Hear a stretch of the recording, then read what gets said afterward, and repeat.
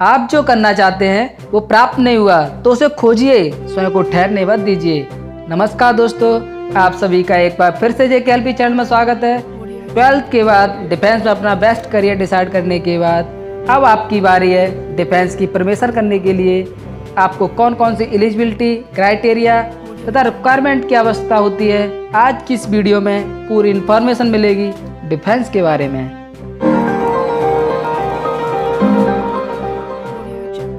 Indian defence force को 3 part में categorise किया गया है। नंबर 1 थल सेना आर्मी फोर्स, नंबर 2 जल सेना नेवी फोर्स, नंबर 3 वायु सेना एयर फोर्स। अब हम बात करते हैं कि इन तीनों डार्क्स में पहुंचने के लिए आपको कौन कौन से कोर्सेज की आवश्यकता होगी। इन तीनों फोर्सेज को मैं रैंक के अकॉर्डिंग बताऊंगा। इनको 2 रैंक में डिवाइड किया है।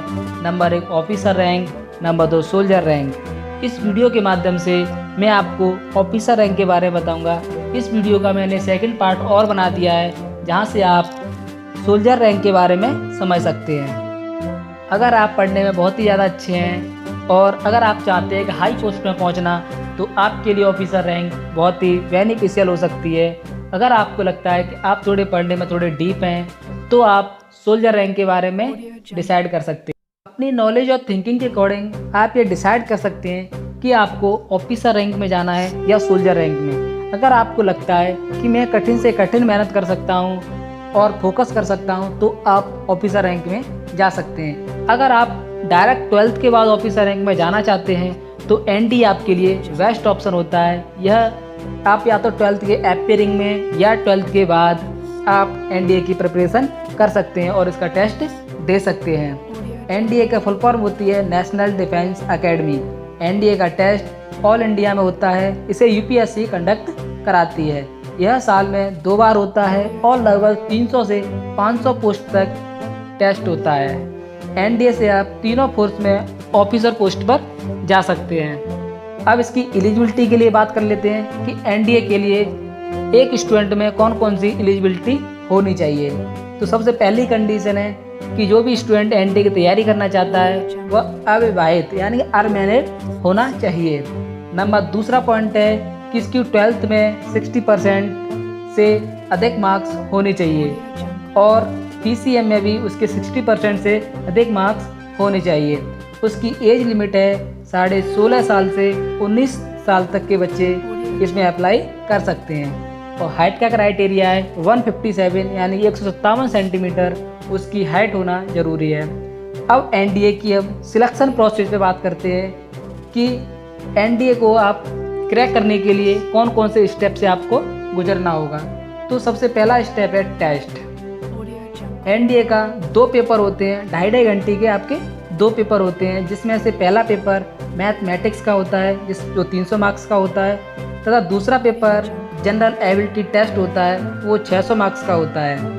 इस तरीके से आप कह सकते हैं कि 900 मार्क्स का आपका टेस्ट होता है और इसमें आपकी नेगेटिव मार्किंग भी होती है। जब आप फर्स्ट स्टेप यानी कि टेस्ट क्वालिफाई कर लेते हैं उसके बाद आपको सेकंड स्टेप यानी कि SSB सर्विस सिलेक्शन बोर्ड या इंटरव्यू देना होगा।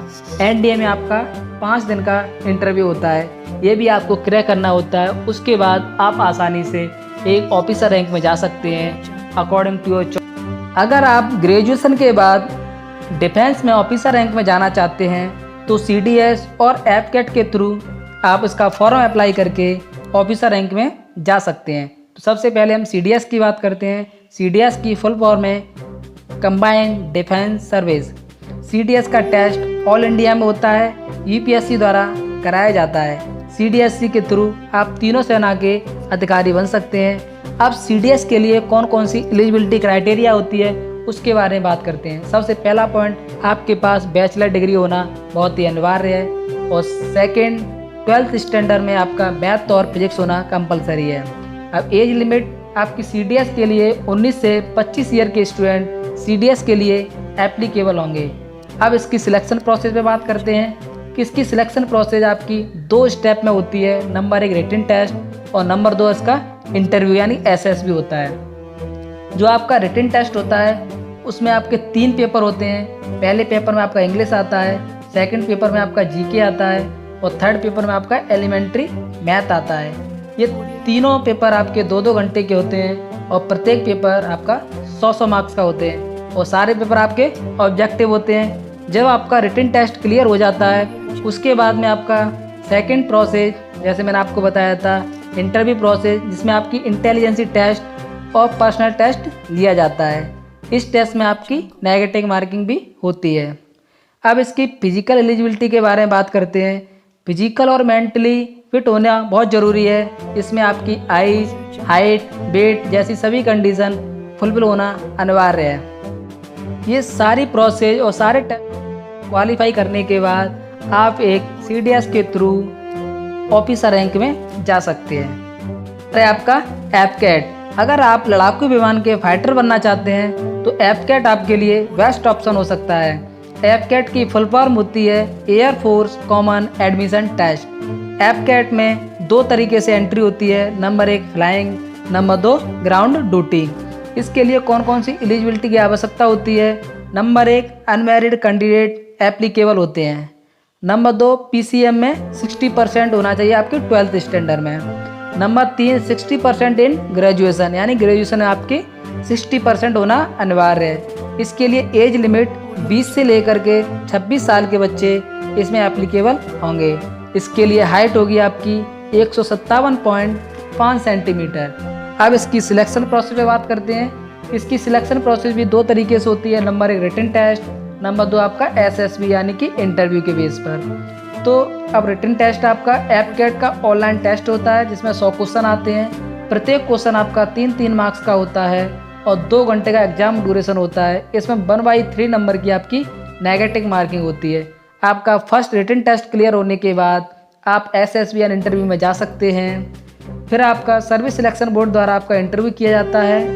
इसके थ्रू आप जब तीनों स्टेप में आप जब पास हो जाते हैं तो आप एफकेट के थ्रू फ्लाइंग या फिर ग्रांड ड्यूटी के अधिकारी बन सकते हैं। Thank you for watching this video. अगर आपको वीडियो पसंद आए तो लाइक एंड